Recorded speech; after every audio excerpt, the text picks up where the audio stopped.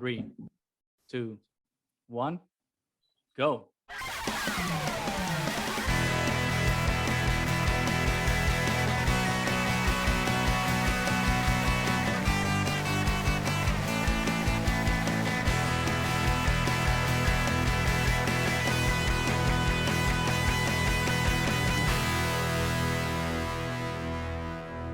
Welcome back, everybody, to the Triad of the Force podcast, a podcast from three Puerto Rican friends coming together to do deep dives into Star Wars and other nerd-related media. This is season 3, but today we are doing a very special bonus episode, especially because we weren't even allowed to talk about it until today. So, Goose, why don't you tell our awesome listeners the cool shenanigans that we've been into recently? We have been up to some really cool shenanigans lately. It seems that like a Star Wars celebration, we've kept the celebrations after celebrations to some extent.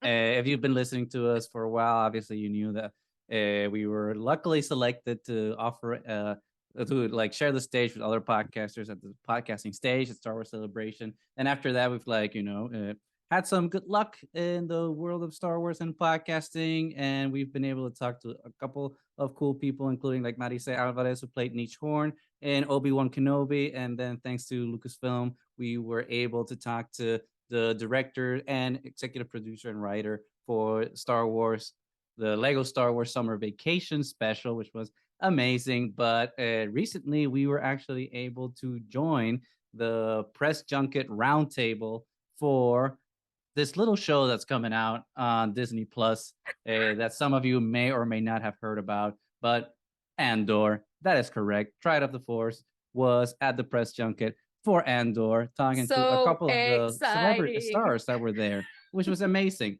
Big shout out to Disney and Lucasfilm for giving us the sweet opportunity, like be there and talk to some amazing artists and actors that were part of that show, including Kyle Soller, who plays Syril Karn, including Denise Gough, who plays Dedra Meero, including someone who you might know, Genevieve O'Reilly, who plays the wonderful Mon Mothma, and least but certainly not last, Diego Luna, our Mexican, Hispanic, Latinx king, who plays the title character of Cassian Andor. So, oh my God, that was amazing. Nani, how did you feel when we got that news that we were going to be able to join the roundtable? Oh my God, I was freaking out. I couldn't believe it. I mean, I was freaking out when we got, the Lego Star Wars Summer Vacation. I thought that was a huge deal. Still think it's a huge deal. But I mean, then suddenly, kind of last minute, we get the invite for Andor, which I've been really excited about. And if you've been listening to us ever since like that first teaser came out, we've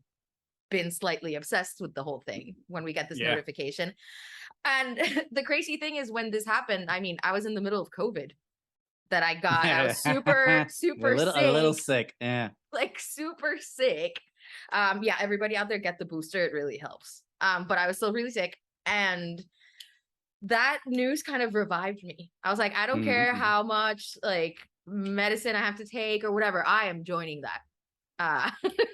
That is true. There was a pre-email nanny and a post-email nanny. Because, there was definitely a shift, not only like in your mood, but definitely in your voice. There was a little coarseness in your voice, a little bit of stuffiness, and all of a sudden, like all these symptoms just went away. I would say that your COVID maybe was psychosomatic. No, it wasn't. You were definitely sick. But we can say that maybe Star Wars itself is a cure for COVID. It is a cure for it. It definitely brings joy and happiness. Yeah. And this was definitely one of those really, really, really cool opportunities that we will forever be thankful for. And it's something that I don't know. Oh yeah, please. No. Humbly, we'll put it out into the world. But it's one of those things that it's interesting because I mean, I've never done anything like that before. I mean, the most we've done were like some of like the interviews we've done to like other fellow podcasters and some other actors that we've been very lucky to be able to talk to here on the podcast. But as we slowly try to learn how to do interviews. Exactly. be somewhat proficient, and like some of our other podcasting friends who are very, very good at interviews. But it was definitely an interesting experience because they had told us it was going to be like this round table thing. So I didn't know what that meant. You didn't know what that meant. So it's just like, how do we prepare for something that we have no clue what it is? So it's actually a very beautiful experience because it's try to come up with a bunch of questions so you don't repeat other people's questions. And the both of us trying to figure it out, and then like our friend Bryan from Pink Milk was who was also part of this round table was also texting me like crazy trying to figure things out. So like between like all of us just trying to get a handle on what the situation was. And for those of you who don't know, I'll just give you like a brief overview of what the press junket roundtable was like. I mean, you'll listen to it in a couple of minutes, but just so you know, just in case one day you are in that position, you can be ready. Unlike us who were not. I mean, I think we tried. We did well. You'll listen to it. But it was basically we thought we were gonna be with like other media. Like media personalities and journalists, like I don't know, from other like Collider or IGN or something like that. Thankfully, we were placed with a big group of podcasters, and I'll get to some of who those podcasters was because that was actually a very nice, comforting surprise. But basically, you're like with around 10 or 15 other podcasters with the talent. In this case, obviously, like I mentioned, like Cal Soller, Denise Gough, Genevieve O'Reilly, or Diego Luna. In a Zoom call, which is the most interesting thing. It's just like you're doing Zoom for these things. I thought it was going to be some higher technology, but no. Hey, just Zoom. They use just Zoom. Like the rest of us mortals. Just like the rest of us mortals.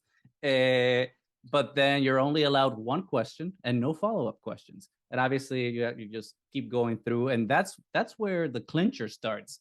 And I hope you know what I mean by the clincher. I'm not going to explain it. This is a family-friendly show. But because then you can't just go in with one question, because what if the first person asked the one question that you're going to ask, and then what if the next four people, because you don't know what order you're going to be in, and then what if the next four people ask the next four questions? You have to be able to like adapt and improvise. I always forget how that meme goes, but if you know that Bear Grylls meme, that's exactly what I'm talking about. You have to adapt, overcome, improvise. And thankfully, we were able to get some questions that other people didn't ask. Although in that first one, actually in the second one with Mon Mothma, like the first question that was they the asked one that was we the wanted first to ask question the most. that we wanted to ask. Boom, done. And it's a really tough. It's a tough thing to prepare for because we haven't seen the show. Especially you're so nervous because you're with these amazing actors who were. You'll get to the interviews, but I was impressed with how good they're at this, and the fact that they're doing this all day long, and they're still so nice and so available to just answer these questions and try to do it to the best of their abilities. I was really, really impressed, and it was a very, very enjoyable and not experience. Miss a beat, like those guys are just like no seconds, and sometimes really complicated questions that it's like, I got this. And all of us here freaking out like, oh my god, what do we say? What? They're pros. All we have to do is one question.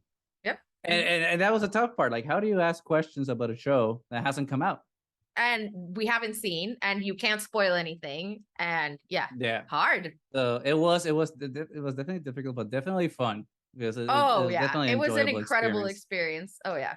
But when we get into the Zoom lobby, and all of a sudden, like, we start seeing like, oh, Bryan from Pink Milk, or Alex from Star Wars Explained, or our friends from Sky Talkers, or Brandon from Talking Big 94. It's like, okay, yay, it's all podcasters. You're like, okay, we're among friends. This is okay. The pressure just dropped immediately. It's like, okay, well, if you're gonna mess up, at least mess up in front of friends. Don't mess up in front of like I don't know, some like Walter Cronkite or something. Rest in peace. But you know what I mean. It was beautiful. It was great. And then all of a sudden you're in a Zoom lobby, and then Diego Luna just comes into the Zoom lobby, and he's like, oh crap, like I'm in a Zoom call. Like, usually I'm in Zoom calls for work with my boss or my coworker or whatever, and all of a sudden we're in a Zoom call with Diego and magnificently Luna. In like my screen, I was like right next to Diego Luna. I was like, hello, I'm sitting next to Diego Luna.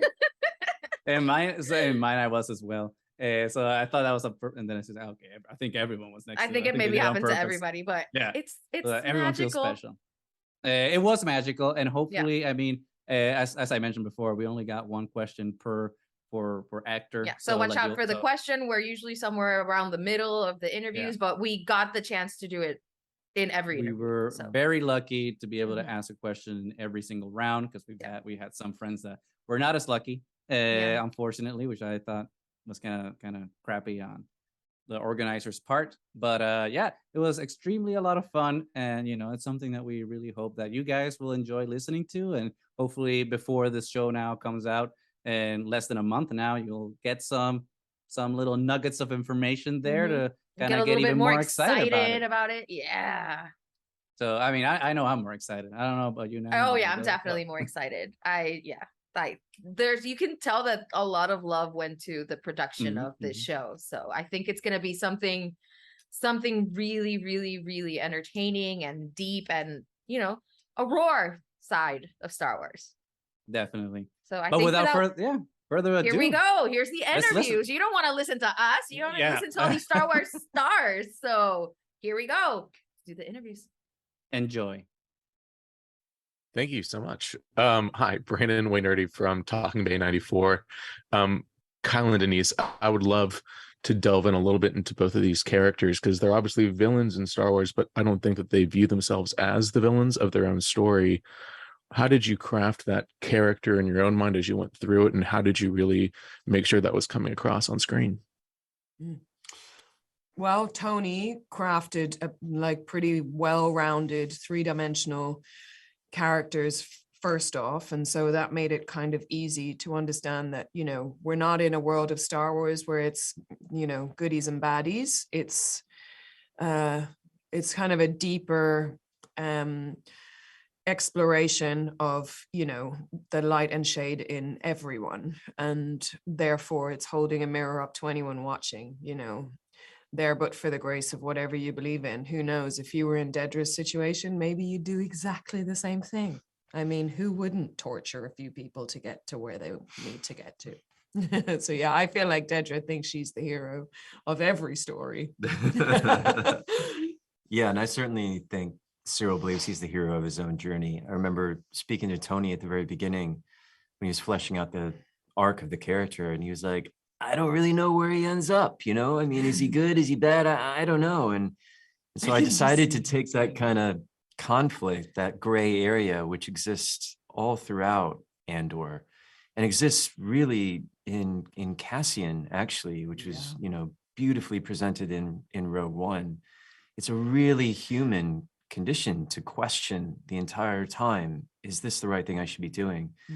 And Syril really comes from a place of lack and of hunger to strive and be recognized and to have power and station and some form of identity that he can find within this political structure of fascism, basically. And that makes you really ripe for that sort of that fascist thinking, doesn't it? Because it's so black and white. If you do this, you will have power. Yeah. If you get this guy, you will have... There is no gray. Exactly. So Yeah. for people who exist on both spectrums to move into that world where there is no gray, it's dangerous because their own shades are all taken out and you just become quite viciously Ruthless. ruthless. Exactly. Yeah. And James, you can take the next question. Wow, he was cut pretty quickly. Thank you very much for taking time to talk to us. I wanted to know, bearing in mind that both of you are looking after the security, albeit in slightly different ways, and whether you were able to learn something from each other's characters. Oh God, I think we found I can only speak for myself, but when I met Kyle's character, when I met Syril as Dedra, I was like, oh, this makes total sense. Yeah. We had this thing happen too, where in my fitting for my costume, I put the uniform on and I was like, yeah, it's great, of course, but I need it tailored and fitted and it needs to be really perfect. And the costume designer said that's hilarious because that's what Syril needed too. So it was really clear that they're both super meticulous and tidy and clean and they want everything perfect. And that's why, they sort of... They're like imperial twin flames. And Definitely. They totally find and see each other within the other. Yeah. And it's like a love story. It's like an evil love story. And I think from Cyril's perspective, he has an interesting journey where he starts out quite high and then he experiences a loss and he regains strength through finding Dedra. And so that's... Yeah, and Dedra starts out the opposite. So I'm at the bottom of the the ladder, you know, and I'm faced with the kind of ineptitude of so many of the men that I'm working for and with. And then she slowly, through her own kind of determination and her kind of attention to detail, she rises up at the time when he's going down. So it's like they meet just in this perfect storm of like each of them needing each other at exactly the right time. Dedra is less sort of open to it initially, you know, she doesn't want to share this stuff with anyone, but then once it's really clear that he's useful, persuasively evil. Yeah. And then they live happily ever after. It's kind of simple. And then either Charlotte or Caitlin from the Sky Talkers podcast, you can take the next question. Today? Oh, there we go. Oh, hey. Oh, can you hear me now? Yeah. Okay, perfect. Sorry. I'm Caitlin from Sky Talkers. So nice to meet you guys. Hi, Caitlin. In Rogue One, in the background. In Rogue One, we heard that rebellions are built on hope. What do you think the Empire is built on during this period? Ooh, that's such a good question. Wow. Ambition. Yeah. No, that's not right, though. If a rebellion is built on hope, an empire is built on... It's the opposite of hope. Yeah.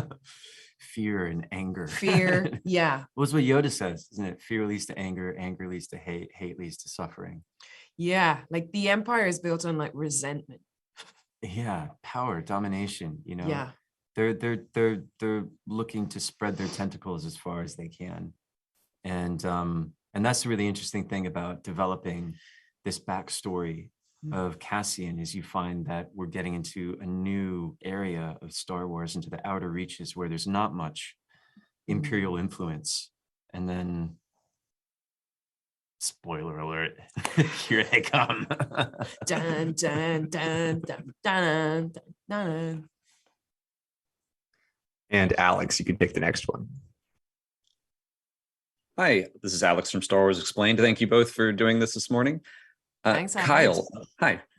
Kyle, I've been very interested and intrigued by your character and the group that he's part of. Can you shed some light on that organization, the people in the blue uniforms, and how did they connect with the Empire and Dedra's character? Yeah, well, Dedra exists in an entirely different framework of the Imperial structure. And Syril is at the beginning of Andor. He's on the outer reaches of the kind of Star Wars galaxy in a kind of overlooked star system. And it's very much a kind of corporate bureaucratic structure system. And he's part of the kind of law system that's kind of operating within that system. And have I said system enough already? Or I could say it one more time. I would like you to say it again. Okay, I'll fill it in. And so as he's trying to rise through the ranks of that system, he winds up making some really huge mistakes by going behind the back of his superior officers, who are really quite lax and feel like, you know, the rebels aren't really anything to worry about. You know, this is just some kind of like little tiff, and we don't really want to cause any trouble with the Empire, the Imperial agencies coming in. So why don't you just like sit tight? And that's exactly what Syril wants. He wants more order, more structure, more Imperial presence. He's like a rebel within that system. Yeah. In order to get himself to the place of the ISB, which is where Dedra exists. And that would be kind of like, you know, the SS of the kind of Star Wars universe, which is like very selective, very intense. Yeah, hugely. Very tidy. Yeah, very tidy, very clean. Very clean, very tidy. And then either Gustavo or Mariana with Triad of the Force. You can take the next question. Hi, Kyle. Hi, Denise, Gustavo, and Mariana from Triad of the Force. How's it going? Gustavo. Thank you so much for joining us. Really looking forward to your performances and Andor. Our question is tied more into like real world. So we've talked a lot about moral ambiguity, like in all of the heroes that we've seen, especially after Rogue One, and seeing, Cassian and some of the dark things that he's done for the rebellion and all that good stuff, right? That's supposed to come out of it. But our question is about how the moral ambiguity also comes in from that dark side and the imperial side, and how that ties into the response in real world politics that we've seen, because we've seen that this show specifically is tied to what's happening in the current state of politics without naming anything, right? So how has the real world kind of influenced how your portrayal in moral ambiguity as villains or antagonists in the show has led to your performance? It's funny because George Lucas said that all the Star Wars, especially in the early days, it was all political. It's always political. Even works of fiction can reflect back what's happening societally. And I think the more I think about certainly Dedra in the position that she's in, this sort of addiction to power and a certain level of fame and what that can do to a soul, So a person who starts out with all of these talents, because there's no doubt that these people that we're playing are incredibly talented and intelligent, and if put to use in something more wholesome, they probably do really well, but they exist within this, fascist regime. So they apply their talents and their sort of addictions to needing to be seen within this structure. And certainly Dedra, as a woman in this man's world, she wants to rise to the top of that structure. So unfortunately, they make these sort of poisonous decisions, but they come from a place of,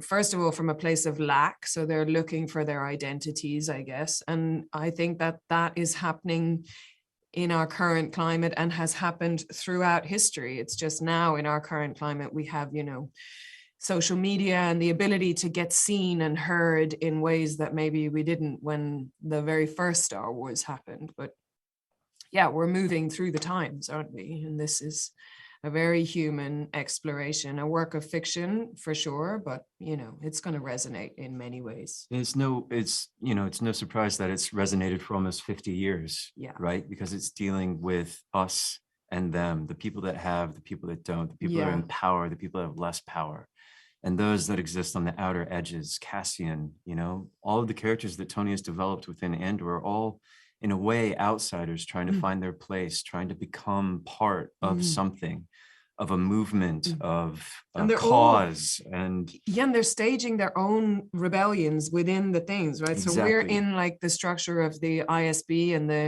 the Empire, but within that we're rebelling. I'm rebelling against the idea that, someone like Cassian Andor is to be ignored.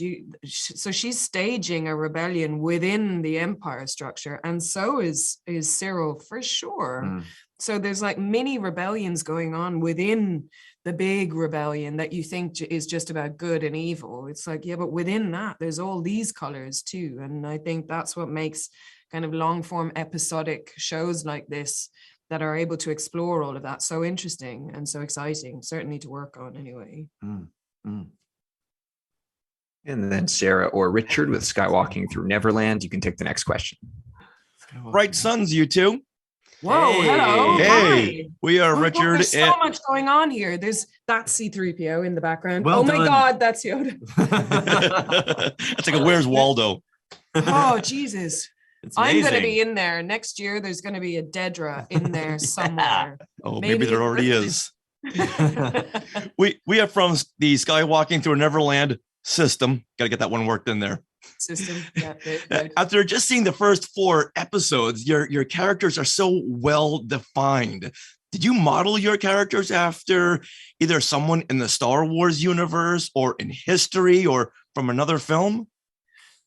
No, I think we both just took what was on the page, and we had really good connection with Tony Gilroy, who came up with the first few scripts and then had arcs for our character, and we really fleshed it out with him. And I think if you know about Star Wars, if you've ever seen it, the ghosts of those other characters probably always live within the walls of the sets and everything, and in the pages, but what Tony really created was something new and fresh, and these really conflicted villains who, are existing in a gray area trying to find their way. And so I think they were totally unique. But Gus Fring from Breaking Bad is always my favorite.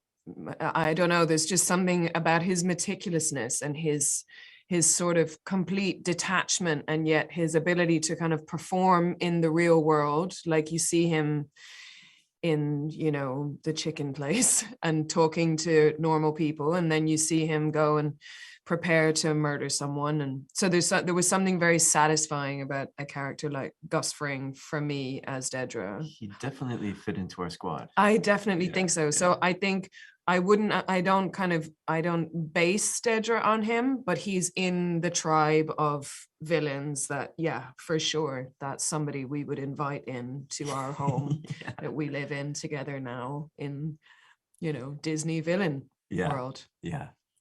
And Ben Mendelsohn in Rogue One. Yeah, he's got to come. Always. Dead. There, everyone's dead. Sorry, guys. Disney are brutal. And Dan, you can take the next one. Thanks so much. In both of your performances, how do you balance the science fiction of the Star Wars universe with the tone and realism of Andor? Well, Tony Gilroy did that really. We've both spoken at length about how when I read these, certainly the initial 3 scripts that I was sent, and Dedra wasn't in any of them. All I was reading was like a new piece of writing, like a thriller, spy, love story, rebellion story that then happens to be in the Star Wars universe. I certainly didn't read it from, and I worried about before I agreed to do or to kind of pursue the role. I wanted to read the script so that I would be able to relate, because I'm a theater actress, and who mostly any screen work I do is all very emotional, very human, very based in the real world. And I thought maybe I'm not cut out for the world of Star Wars. And then I got sent these scripts, and I was like, oh, this is not a space show. This is like a human show that happens to be in the Star Wars universe. Yeah, and I think that's unbelievably clever what Tony accomplished, because he's going to give diehard fans exactly what they're looking for. Yeah. But he's also going to probably bring in a whole group of people who haven't been Star Wars fans, because they can connect with this socio-political human drama story that is also a thriller and a spy thing. Sure. And it's something that, I mean, I'll watch it. I've never watched Star Wars, but I'll watch this. If you can get her, you're doing something right. So Star Wars, Blood Eyes. And Keith, you can take the next question. So, hi, I'm Keith Yard from Father Son Galaxy, a Star Wars podcast. What's up, Keith? Oh my God, Keith, hello. Hey. Hello. Hi. Me. Sorry, I'm really excited to meet you, Keith. You're the youngest person we've had. Yeah, because you're the youngest person we've had. And we've been saying through this whole junket, we've been saying the thing that we love about being in Star Wars is that a really young person can speak to a really old person about like the same older thing. than us, but about the same thing and be as excited. And now you're proving our point. Yes. Oh my God, this is so exciting. Okay, ask us anything. We will give you every spoiler. Give you all the answers. We will tell you everything. Well, actually, I don't have a spoiler-related question. I wanted to ask, where were your scenes as Dedra and Syril filmed, and why is shooting on location so important to the storytelling? Wow, what a great question. Oh my God. So we shot in Pinewood Studios in London, and Dedra, because it's quite, it's mostly in the ISB. So it was in a studio, but obviously built. And then I had one day where I shot in this village, this town that was built by the art department and the design department that was so it made it so beautiful to act in, because you didn't have to pretend. Like, I thought that the whole thing was going to be green screen, and then I would be pretending to talk to people, and instead we had this whole playground to play in. Like, it was, for me, it's not that it has to be that way, but I do think that it's better for actors to work on the real thing, you know? Yeah, I don't know. absolutely. And it also it pays homage to the original films, you know, and they were building all those sets, you know, they didn't have a lot of CGI. Yeah. And we were afforded that because of when we were filming it during the pandemic. And it gives it an extra level of authenticity and makes you feel like you're really there. Yeah. And all the drawers have stuff in it, and Yeah. all the cupboards have things in it. And Yeah, like there was like a sushi bar that, well, it seemed like a sushi bar, but in space, and like all these bowls of food. And I thought, well, there won't be anything in them. And then I went over and there was like blue noodles and like little insects that it was just, yeah, you would have really liked it's it. the I most reckon. incredible thing. Yeah. Yeah, kids should be allowed to go and like play on that after we're done. Yeah. How old are you? I'm actually 10, my 11th birthday soon. Wow, Oh, awesome. Happy 11th birthday. Good for you. Happy birthday, brilliant man. Person. Thank you so much for speaking with us today. The question we wanted to ask is, given that this is the third time that you came back to play this character in live action, how has your approach to how you portray the character and your perspective on the character changed as you've played the character at each different stage in your life? I think we know Mon Mothma so much from the films over the years, from where Carolyn Blackstone originated her in Return of the Jedi, through to the few times that I have had the opportunity to play her. But each of those times previously, they were quite public roles, and she has a dignity and a serenity to her that it reminds me of like a pillar for the rebellion, something strong, something calm. And what was an extraordinary gift with Tony Gilroy's writing with Andor is that we meet Mon Mothma in a completely different place, navigating a very different world than we're used to her seeing. She feels she's working within the Empire. She feels different, she looks different, but we also meet a private side of Mon Mothma. We get to meet not just the figure, but also the woman. And that's what I think will be exciting for fans to watch as much as it is for me to play. All right, next we have Bryan with Pink Milk Podcast. Hello, I'm Bryan from Pink Milk, where we talk Star Wars queerly, and I'm not sure if you're aware how stunning you look in every one of those trailer shots, and the energy you have on that couch has instantly made you an absolute gay icon. So I hope you're aware of that, because we're all in love with you. Well, you have to give a nod to Michael Wilkinson there, our costume designer. He's extraordinary. Well, thank you, Michael. Do you have any advice as Mon Mothma to young queer people who are growing up in a time where our rights are being threatened, the media portraying us is not handling us well yet again, and there's kind of a smear campaign against our entire community in the United States right now, and Star Wars is such a inspirational story, and characters like Mon Mothma creating the rebellion, I think, can inspire a lot of young people. Do you have any advice from Mon Mothma for that? Yeah, I'm going to lean into where we find Mon Mothma in Andor. And she is somewhere different than we've seen her before. Usually she's surrounded by a band of rebels. She's in with like-minded thinking people. When we meet her at the beginning of Andor, she is a lonely voice in opposition.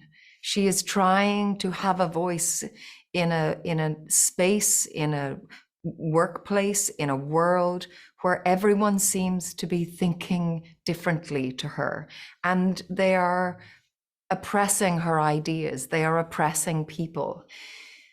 What we know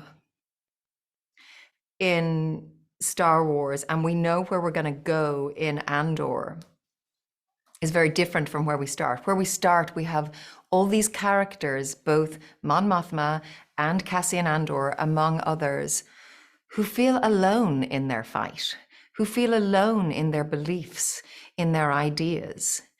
I think what will happen going forward is that they will find each other. that they will reach out, that they will risk, that they will find their community. And it is in finding your community that that you can collaborate and you can stand up and you can seek to make a change and revolt together. Next, we have Trisha with Fangirls Going Rogue. Thank you for joining us. The Mon Mothma scenes in Revenge of the Sith were mostly cut. And will it be worth the wait to finally see the political scenes as Mon Mothma evolves as the leader of the Rebel Alliance we finally see in Rogue One? I hope so. That's what was so exciting for me, to come in and step into Tony Gilroy's writing in Andor. He is writing not just the political figure, not just for Mon Mothma, the rebel, or who will become the rebel leader, but he is writing for her as a woman, what it costs to be this figure, how dangerous it is for her to stand up for what she believes in.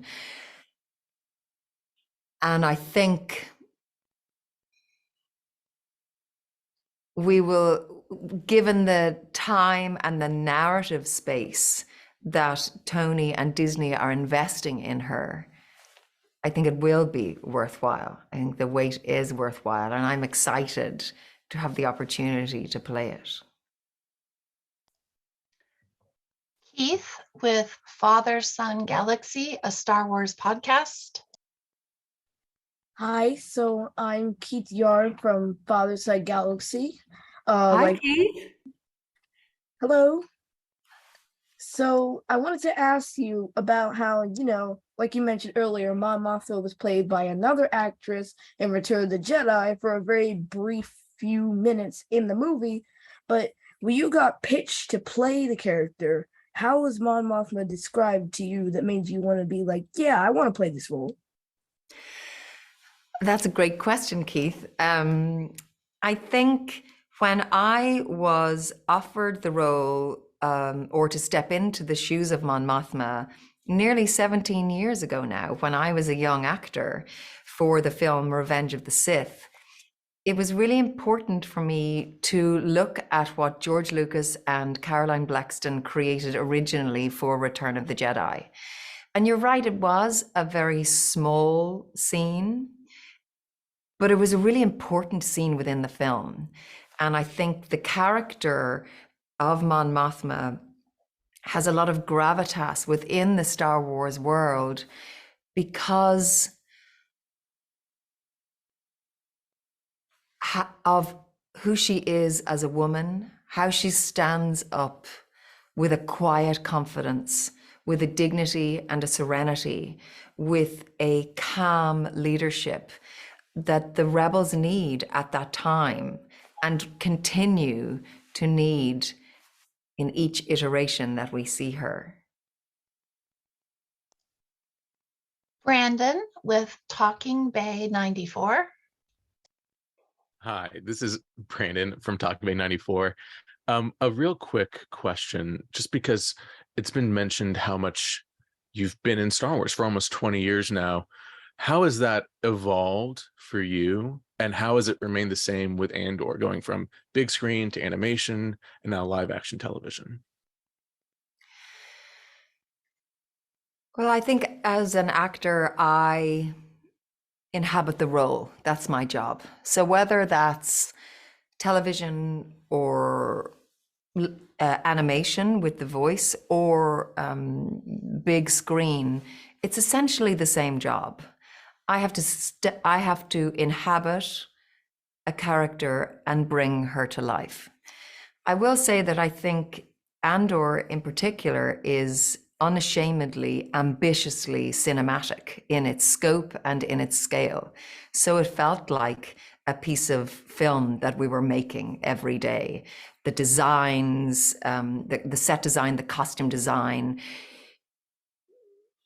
it's huge. It's epic. And it's wonderful to get to play Mon Mothma again in that arena. James with Jedi News.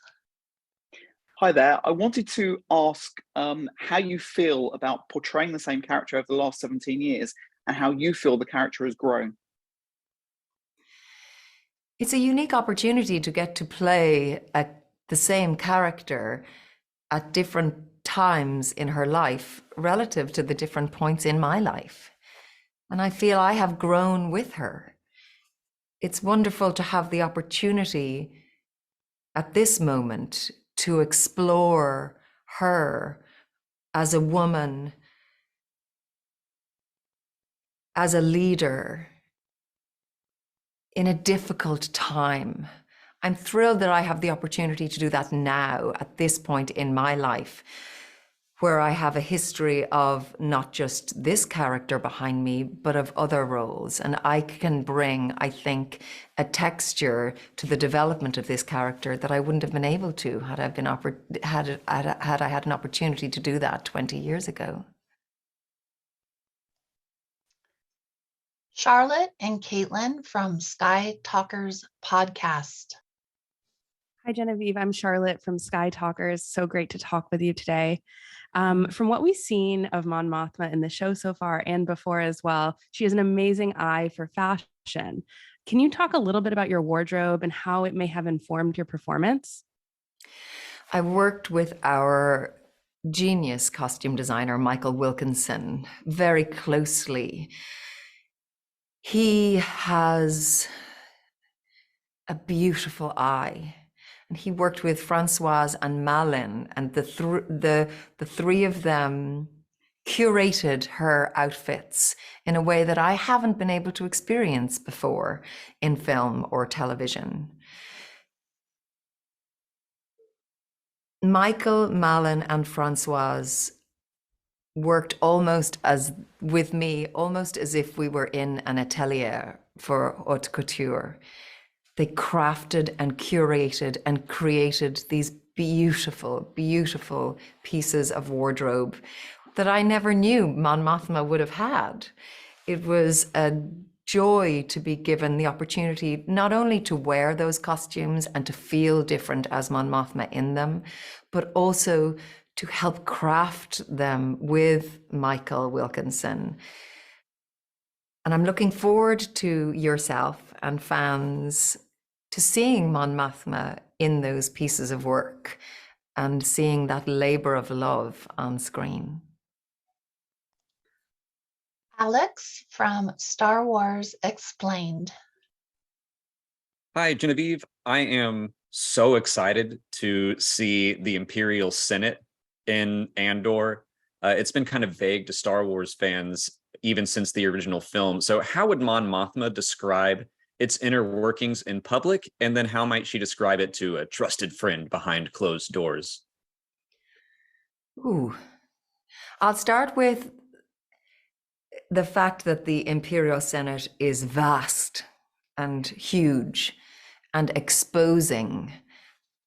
And when one is speaking in a space like that, it exposes vulnerabilities.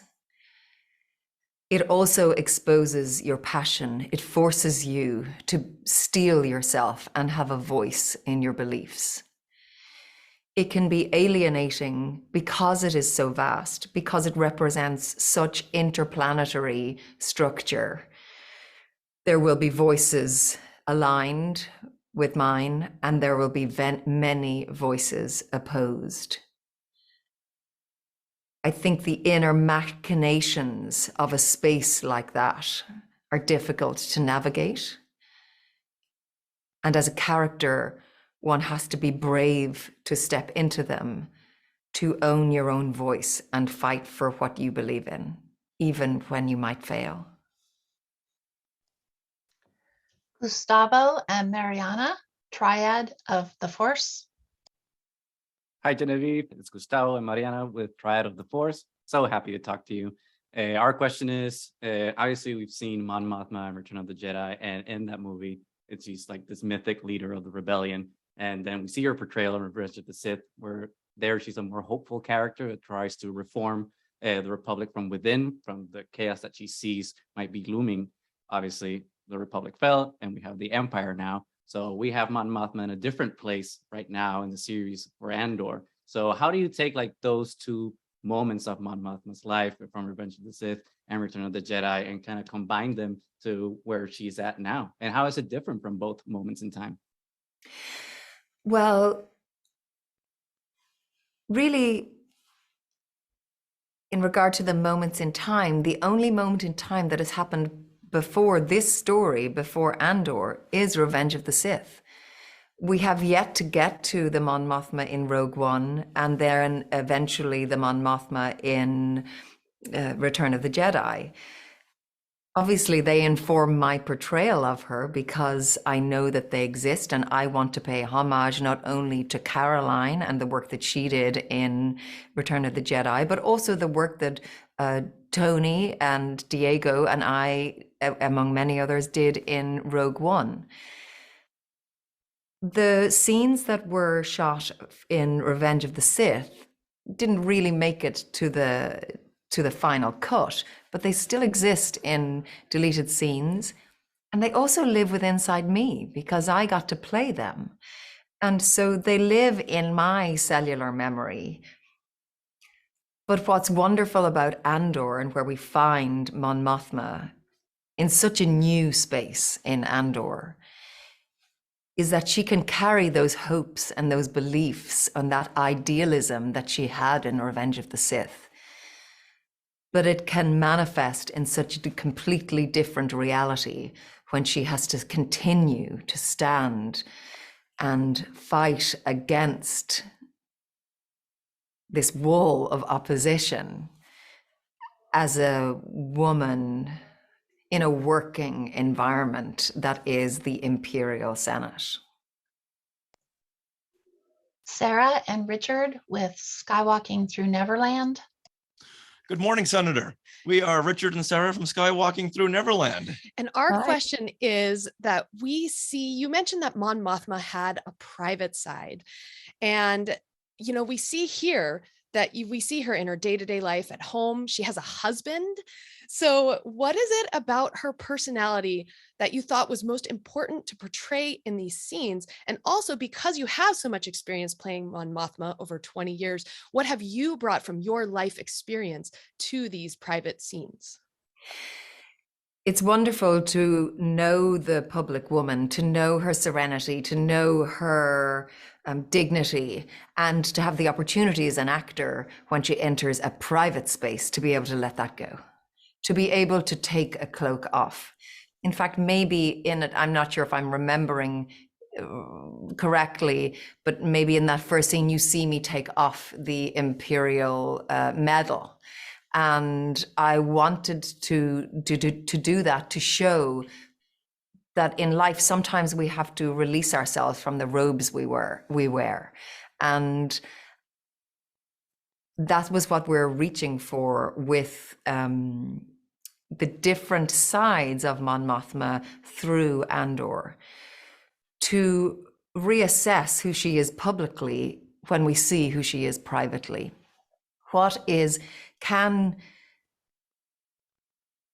Can we break down that serenity? Can we break through that glass that she is and see what is perhaps more chaotic and more difficult and more painful in her private life?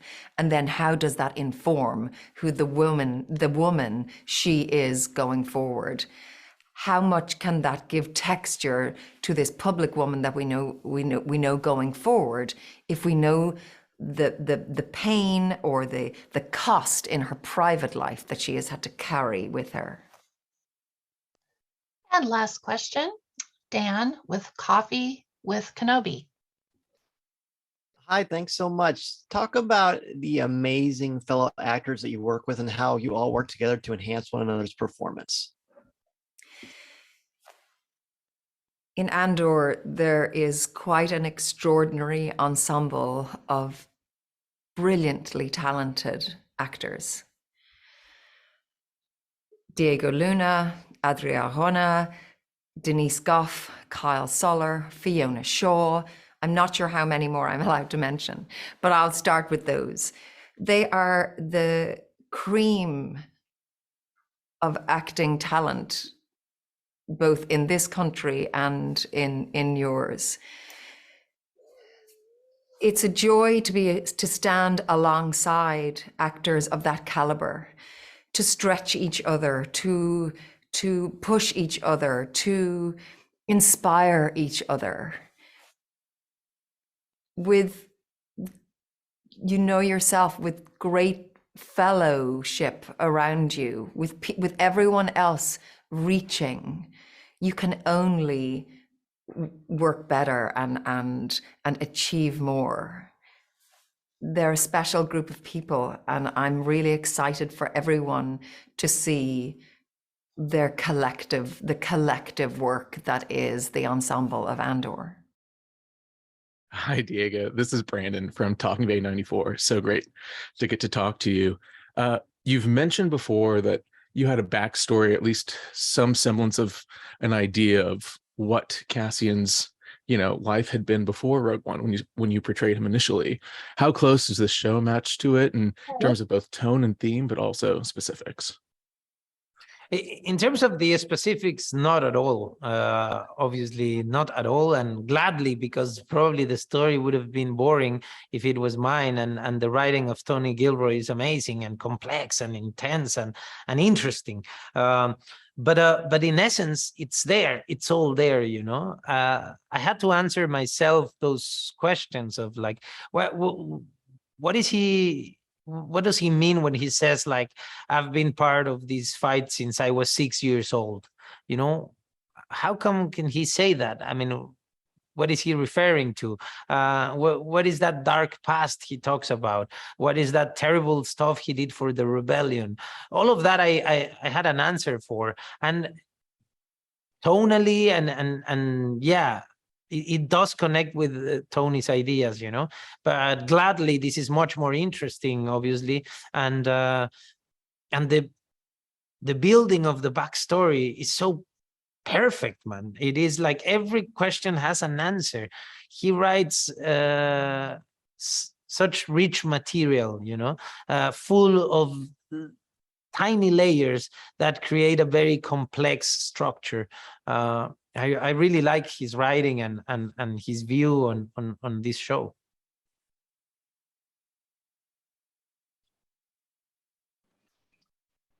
Okay, James, please. Hi, Diego. A few years ago, you got down on your knees to talk to my daughter at the Rogue One premiere in London. And I did. You did. And I wanted to ask you how your children have reacted to your character and being in Star Wars, back when you were doing Rogue One and to now. How have their reactions changed? Well, it's different. My daughter is much more into it now than back then. She was I guess too young, and the film was too challenging for her. And my son loves the idea and is very excited, and it was nice because with the series I had the chance to share much more with them, like when I was shooting the film, I had to keep a lot to myself. I was also kind of like nervous, and it felt like I had to be like just concentrated in the film, because it felt in a way that I was thrown into like a vehicle already moving, and here it's different. I've been involved as a producer, therefore I've been part of this project for 4.5 years, and I've been able to talk to them about the whole process and explain what's happening and showing them stuff, and gladly I have the chance, to share this with them and make sure they understand what I do, because at the end, I'm doing this for them too, and yeah, they are excited about it, and I'm glad for that.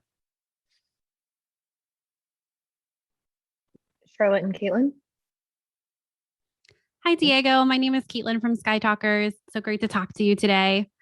So my question is, knowing how Cassian's story ends, what do you think it is about him that makes him so compelling that we want to return to his life now?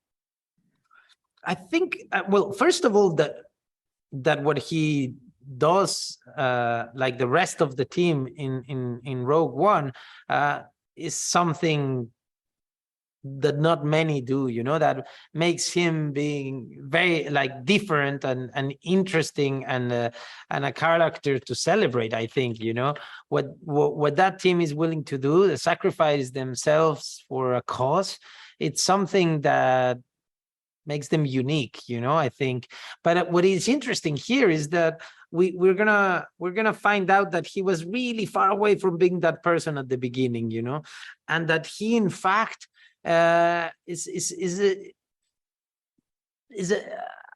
it's like you or me, like it's a story about real people that you can connect with, that you can empathize and understand their journey, because Cassian, when we find him, he's a guy that is just trying to survive, in dark moments of his life. He carries a lot of pain, and he has no hope in becoming something he could, feel proud of. And that's where we find him, and the journey and the awakening of the revolutionary is what I think it can be very interesting to witness. Alex? Hi, Diego. This is Alex from Star Wars Explained. I am so excited for Andor. Star Wars has a long, proud history of giving fans more context of other characters through, usually it's been books or comics. It's so awesome to see it happening on this scale now.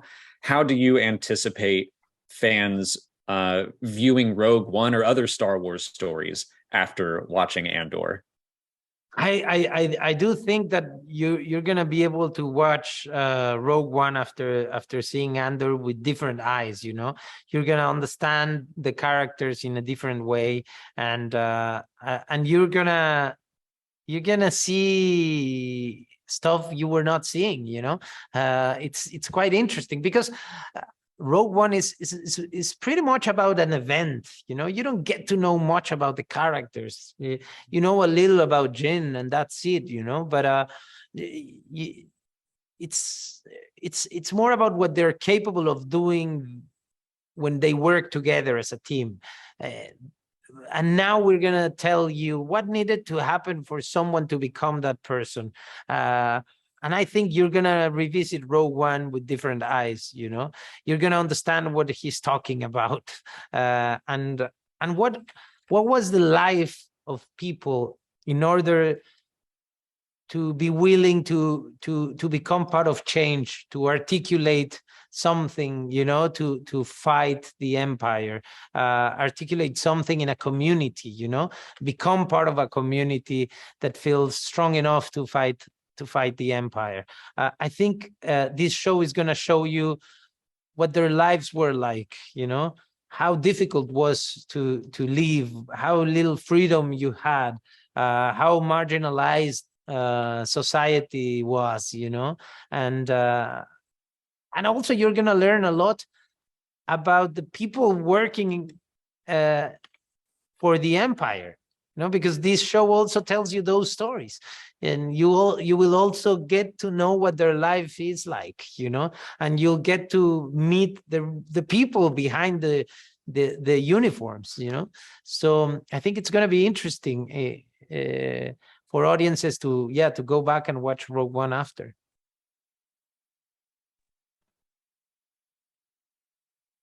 And Mariana?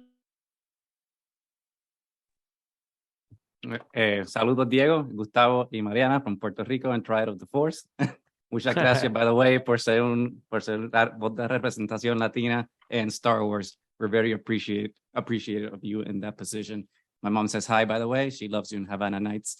The first question that we had the question that we had for you, though, is that you had mentioned in a previous interview that Andor is going to be the story of the journey of a migrant. And that's something that resonates with us, right, as Latinos and people, the diaspora that's here in the United States that come from other parts of Latin America. So our question is, how do you see Cassian Andor, and how does he represent Latinos in their struggle against colonialism? How is that represented in the show, and how do you connect with that struggle? Well, the beauty of Star Wars is that it's like every piece of science fiction.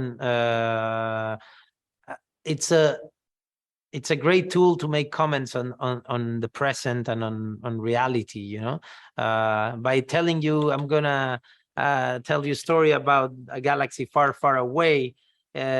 You'll bring down your guard, you know, and then I can tell you a story that even though it happens in a galaxy far, far away, it might have a lot to tell you about your own reality in your galaxy, you know. And it is kind of I mean, it's part of Star Wars. It's always been, you know, that Star Wars makes comments and that reflects a moment in history. And yes, this story is pretty much about I mean, Cassian is a refugee, you know. He's been forced to move without being able to look back. He leaves something behind, and in Rogue One, no one has his accent. He comes clearly from somewhere else than the rest, you know. And this Andor is a story about people, you know, coming from different places and articulating a thing called community, you know, that makes them stronger. And I think, yeah, I mean, that has a lot to do with the world we live in, you know, and what's needed these days, you know. It makes the story pertinent, you know, I think, and it's one of the reasons why I'm involved in this project, is because I feel I can tell a story that matters today. Yeah. Sarah and Richard. Hey, Mr. Luna. Hashtag Cassian lives. Woohoo! We are Richard and Sarah from Skywalking Through Neverland. And now I had a question for you about being an executive producer. Did you have any control over the composer or the musical elements that we see in this series? And what were your suggestions to help this music stand on its own for this series? I have to say that I witnessed the process of I witnessed the process, always impressed by what was happening, you know. It's Tony Gilroy, it's quite an interesting leader. He thinks of everything before you're even shooting, you know.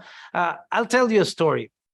There is one scene, I won't tell you which scene because I will be spoiling the story, but there was a piece of music that was created before we even shot the scene where that music is part of the score, and it's happening there.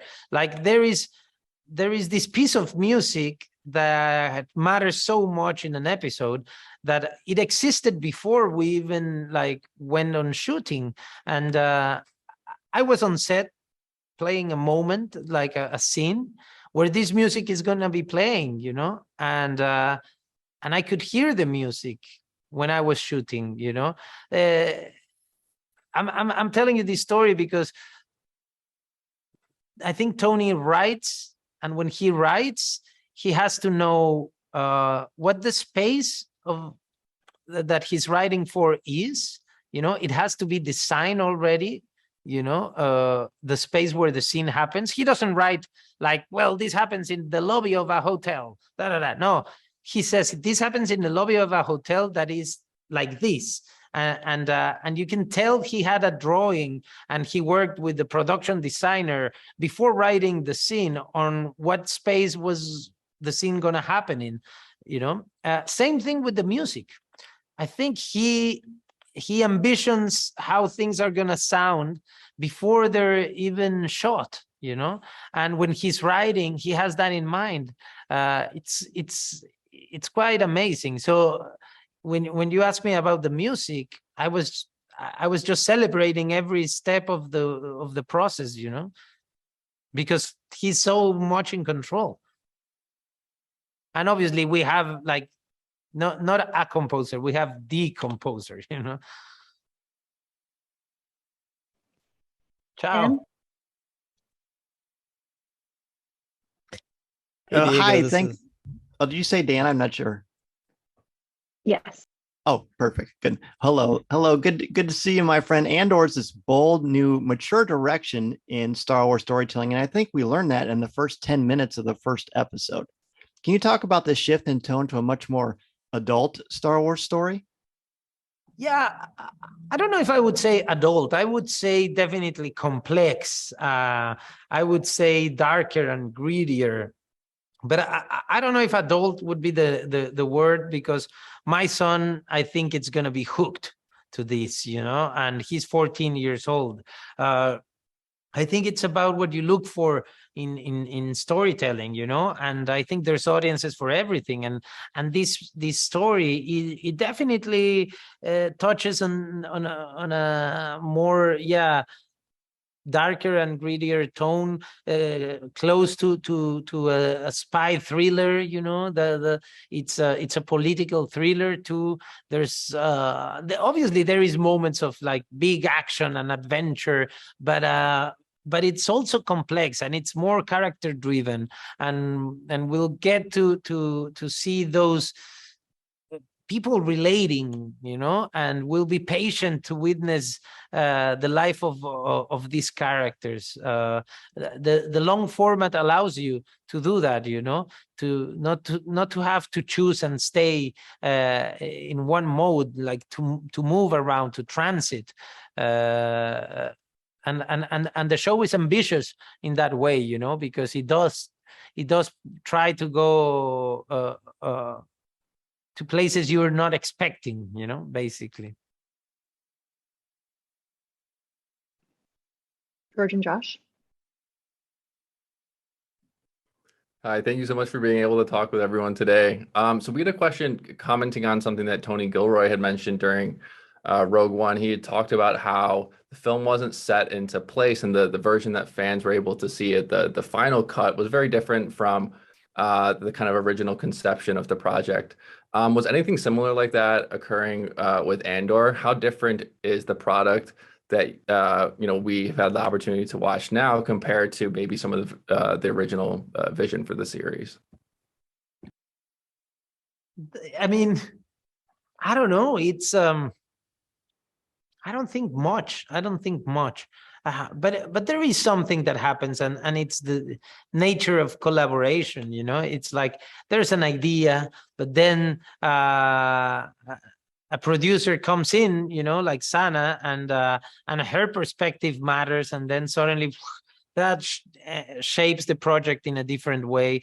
Then we start working with Luke, who's the set designer, the production designer, who's an amazing mind, and when he starts designing, even the scenes change, you know, because they are going to happen in a different place, so the writing has to change, and then you cast the project, you know, and even though you had in mind someone, when you end up casting an amazing actor comes out of nowhere, and you go like, shit, that's a character, and that transforms things. So and that happens more in this format, in a series than in film, you know, because a series, it's like the process starts for the first block, and you start shooting while, you know, there's stuff that is still being written, you know. It's a machine that doesn't stop. So obviously things are not what they are till you finish all the process. But what I can tell you is that the energy, the vision, it's been one since the start, you know, since we started pre-producing this, and it's Tony Gilroy's, and obviously all of us, we are around to collaborate and to help his vision elevate to where it deserves, you know. But it's all about his vision. Go. Well, that's all we got from those interviews. So we Holy hope crap. you enjoyed them as much as we did. And Isn't that like we said amazing? at the beginning, you had better now be even more excited about this show, because we certainly are. And even the actors are so excited so that we can see the product of their sweat, tears, and labor. So Yeah. And hopefully we asked some poignant questions that were, good to glean some, if Mhm. not some information about the show going forward, at least some information about the characters themselves and what they And the mean actors, for the yes. show and to the actors. So we'll see. Like, there were a lot of good questions in there. Like, I know like some of our friends really did some good ones. Hopefully ours were equal, if not better. yeah, let us But, know in the comments. Go Let us ahead. know. What was your favorite question? Yeah. Was it Alex from Star Wars Explained, or was it or was it the Try It Out the Force? Come on. Let's start the battle Or royale. Brian from Pilk Milk. Yeah. Or there were a lot Come of on, really good questions in there. Let's start that competition there in the comments. Well, until next time, we are Triad of the Force. Thank you for joining us. As always, we will keep you posted with Andor, and we are very, very excited to watch. So until next time, may the Force be with you.